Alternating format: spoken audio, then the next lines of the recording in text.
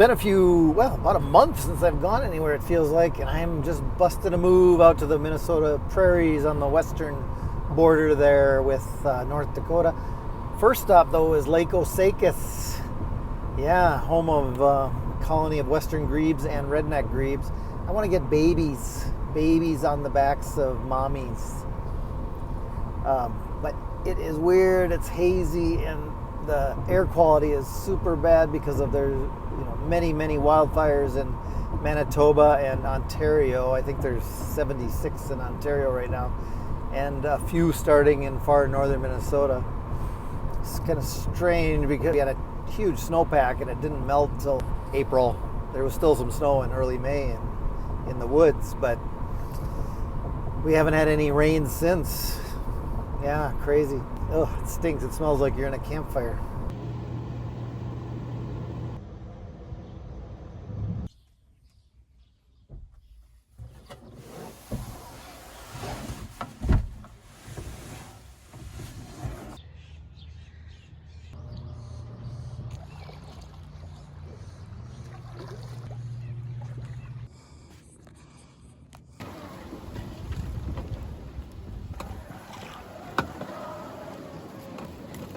Well, I'm in a happy place in my kayak on Lake Osakis in the rush beds, the bulrush beds, looking for redneck grebe, western grebe, and hopefully babies riding on mom's back.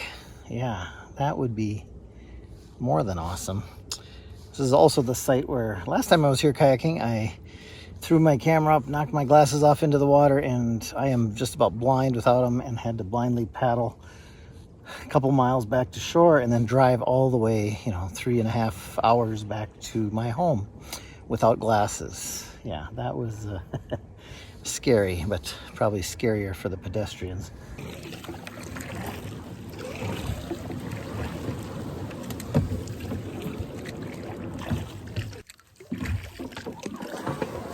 We're in the bulrushes now.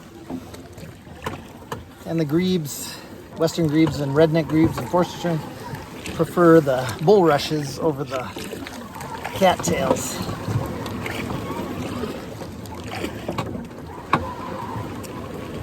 This is where the bulrushes and the cattails come together. I also hear marsh wren, Forster terns flying over, barn swallows, and I'm waiting for a least bittern to come out. A least bittern calling in here.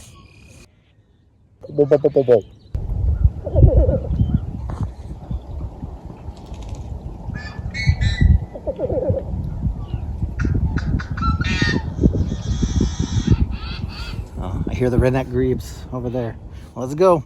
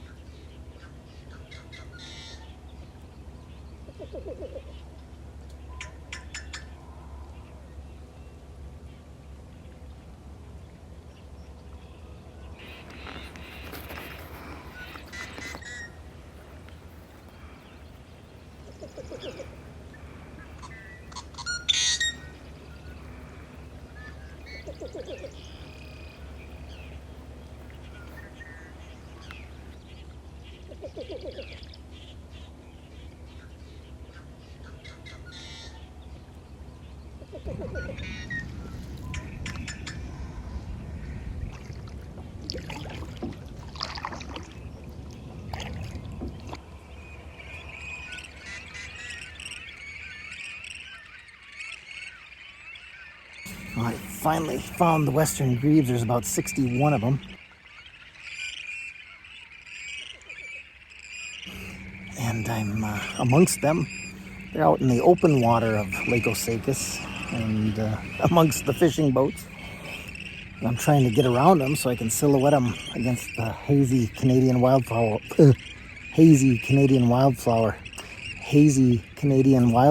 sun. Yeah, easy for you to say, Sparky.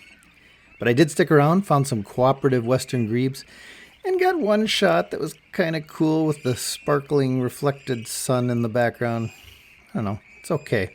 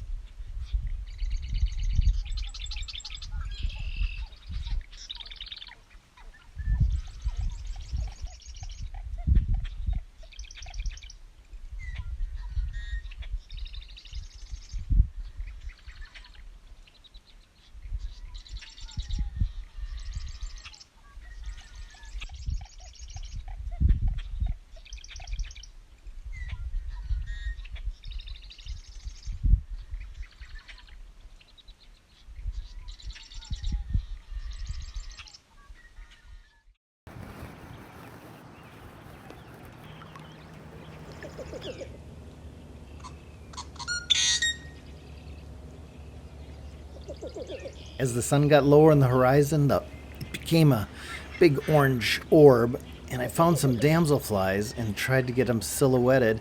Not easy to do in a kayak, but I did get some still photos that I really love.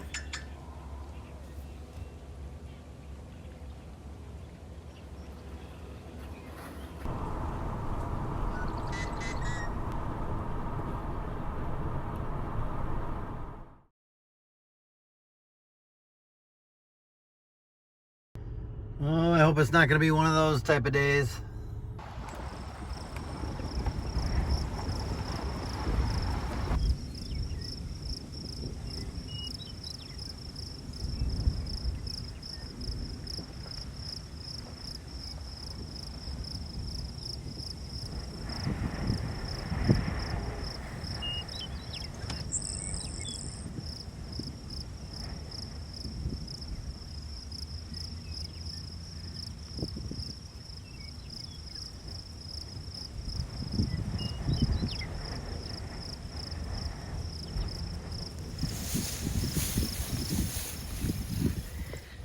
Well, welcome to Felton Prairie. Yeah, the goal here is marbled godwit, and wouldn't it be a miracle if we could find a chestnut-collared longspur? Oh, what do we got here? Upland sandpiper.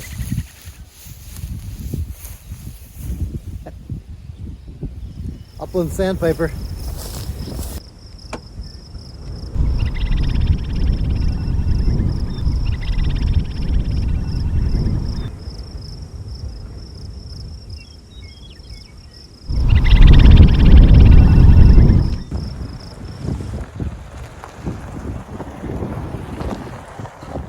Got an upland sandpiper out here on a rock. It's kind of backlit, but it could be a really cool shot.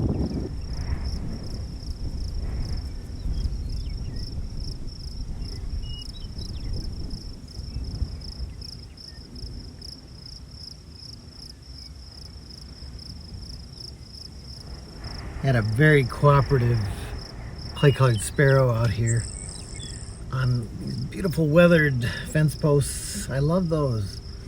Very photogenic. Yeah, they're being replaced by steel fence posts, so anywhere there's old lichen encrusted weathered fence posts, hey, I'm there. Just need a subject. You need a bird perched on there, and that was a beautiful clay-colored sparrow singing away, shooting right out the window of the car.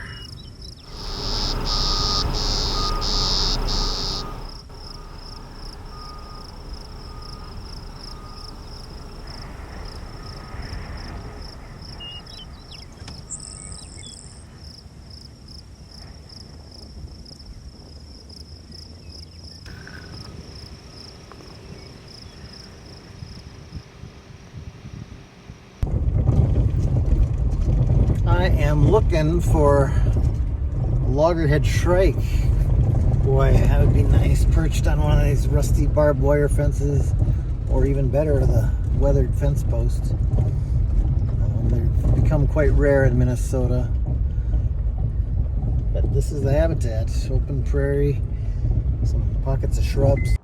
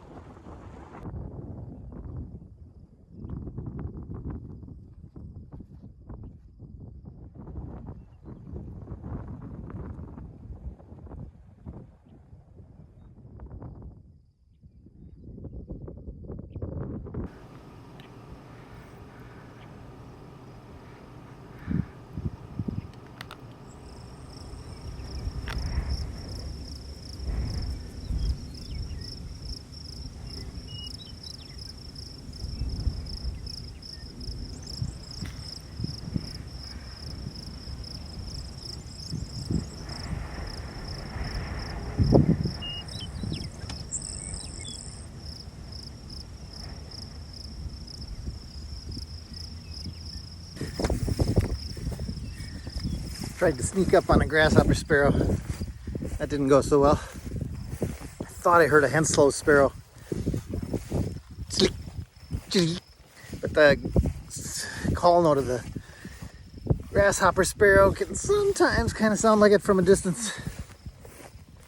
But yeah, I'm pretty sure it was a Henslow's. That's cool. Love to get a photo of that.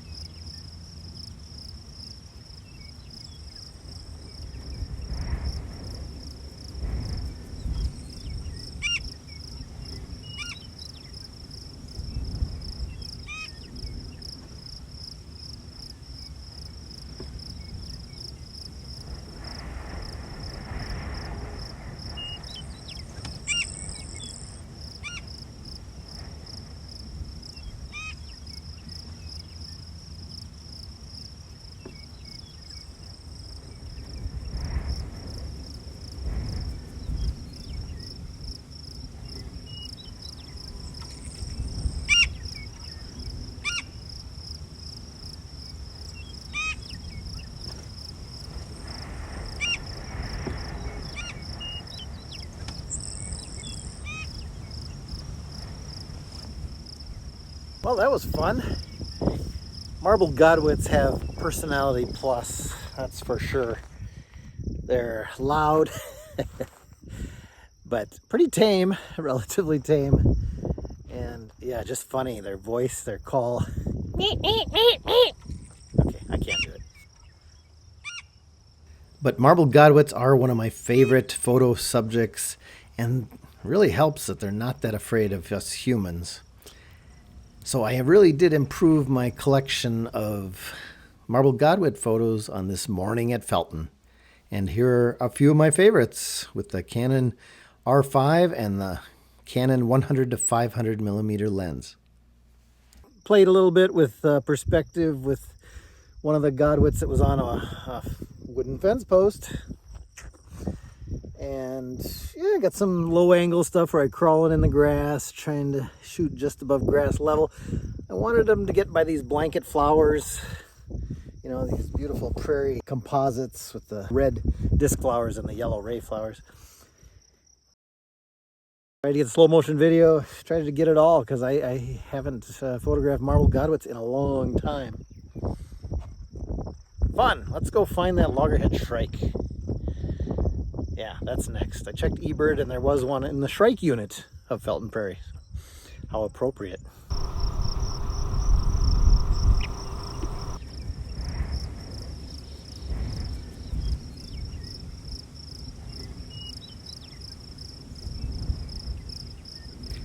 Many of these prairies, like Felton in the northwest part of Minnesota, were just too gravelly and rocky to farm crops, so they were left as pasture, which is great for prairie birds and prairie wildflowers. But this glacial moraine is also good for gravel, and so there are gravel pits scattered about the prairie.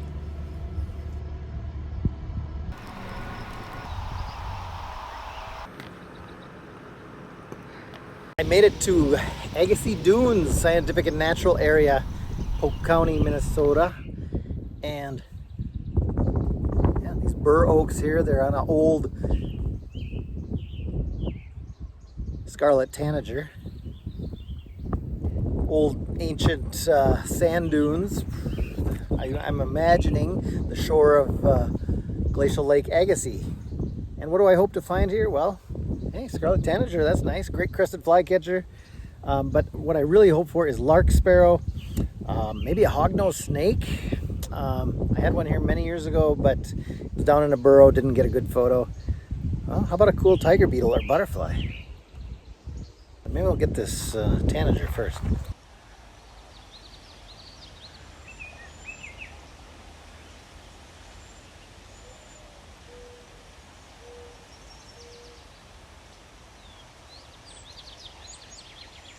Well, lark sparrow right off the bat. And this is perfect habitat, kind of rolling hills, sandy soils, bur oaks.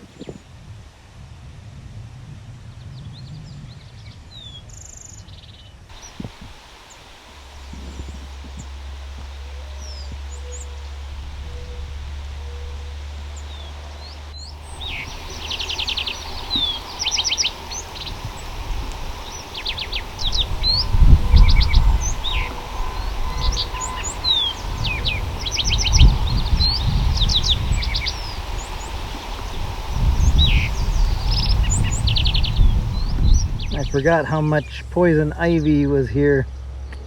Good thing I got my rubber boots. That helps a lot. It's a really good thing I'm not susceptible to the effects of poison ivy. I'm very careful about where I kneel down to take photos.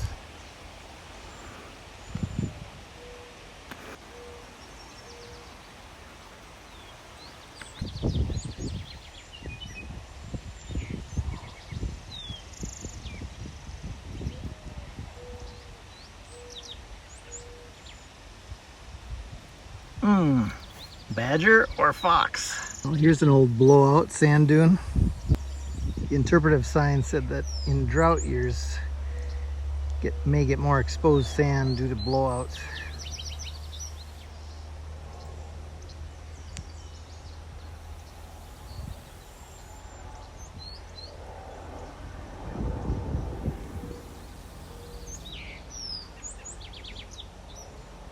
Had a great hike at Agassi Dunes.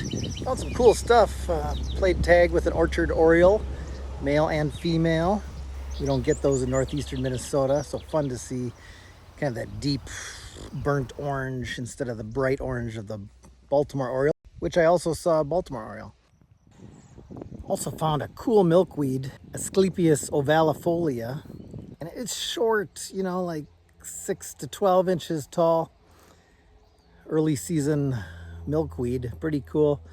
Had to dodge the poison ivy, which is everywhere here. No luck on the tiger beetles or butterflies, but some cool moths, dragonflies, beetles, and we got our lark sparrow.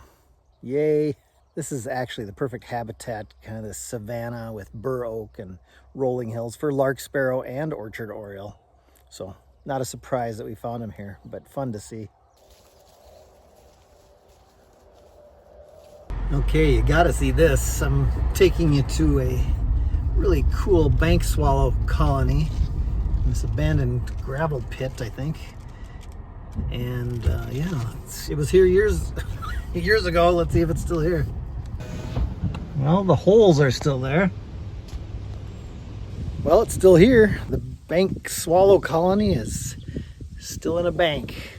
Looks like maybe they've scraped some of it away, but hey, they built their burrows again. Here they come.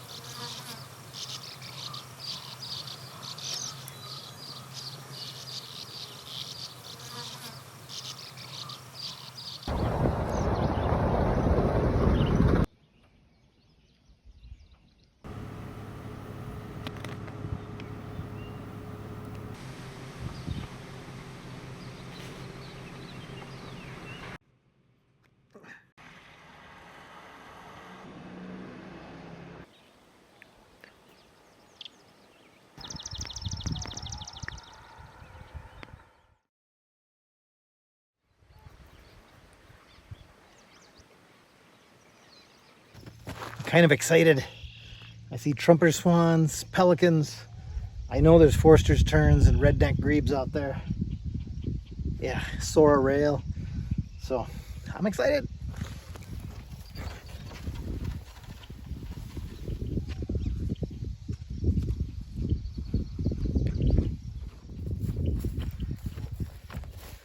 I think I forgot to tell you, this is Upper Rice Lake in, yeah, kind of between Bemidji and Itasca State Park. Not an easy access to get out to the lake. Black terns, not happy.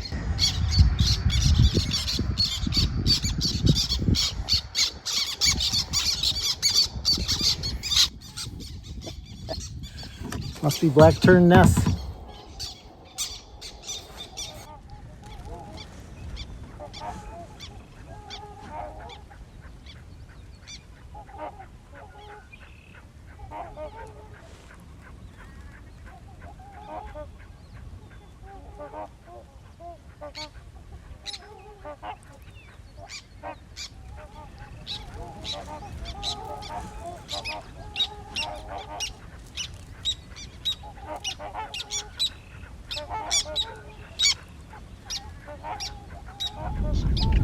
I thought they were pelicans, there were so many of them. They are trumpeter swans. All of them. Okay, that's crazy.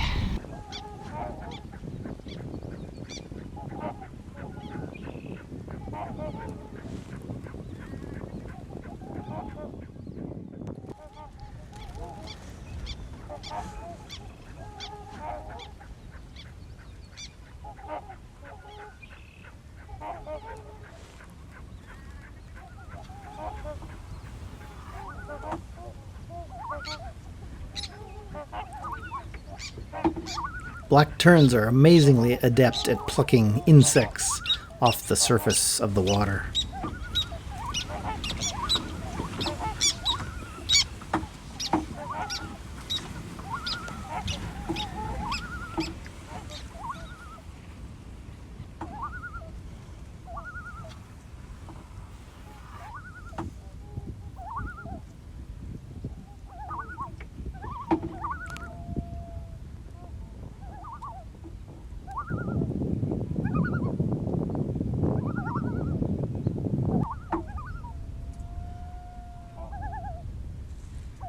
I felt like an unwelcome guest here in Upper Rice Lake. Nesting is in full swing and yeah, nobody wants to be bothered. So that's okay. Need to come back in about a week or two. Then there might be babies, but not right now. We'll see what adventures tomorrow brings. Okay, stay tuned. Photographing out of a kayak is tough. The kayak's always spinning. Critters are still very wary of you. In a floating blind, you can get much, much closer and birds will go on as they normally would.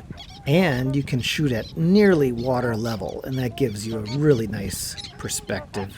But the problem is you can only do it in very shallow bottom ponds and marshes. And you can't go very far either. So both have their advantages and disadvantages.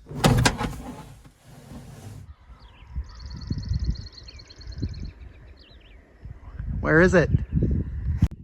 Yeah, that's the mighty Mississippi River.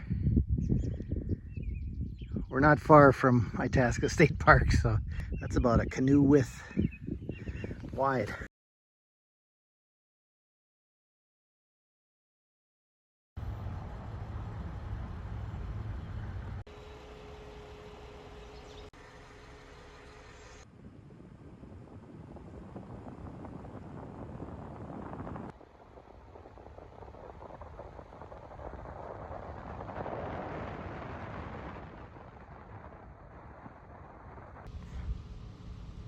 Good morning, day 3 of the trip, and yeah, decided to bust a move out to Itasca State Park.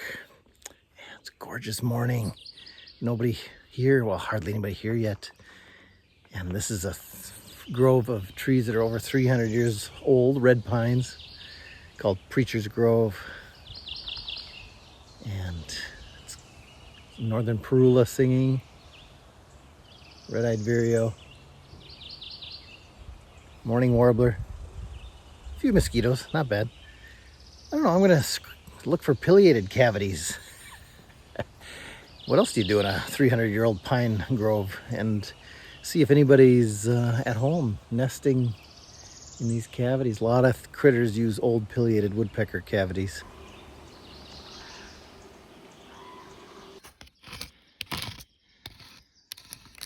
Nobody home today. I'll keep trying. This is a tree species that is dependent on ground fires. Not too hot, but burns off all the competing vegetation. But you see these old fire scars. These scars would be on the back side of the tree, so the fire came from the lake side.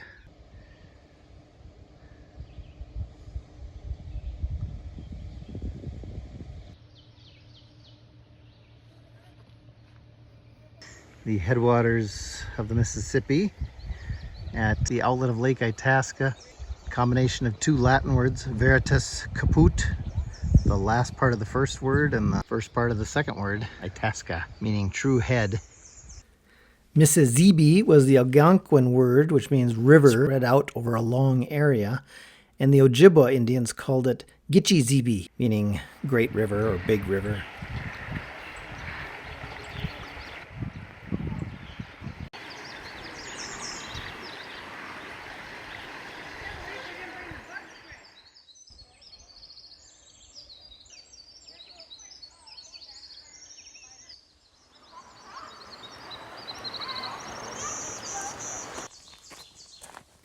Many highlights on this little short 3-day trip for me, but I gotta say the superstar encounter would be with those marbled Godwits.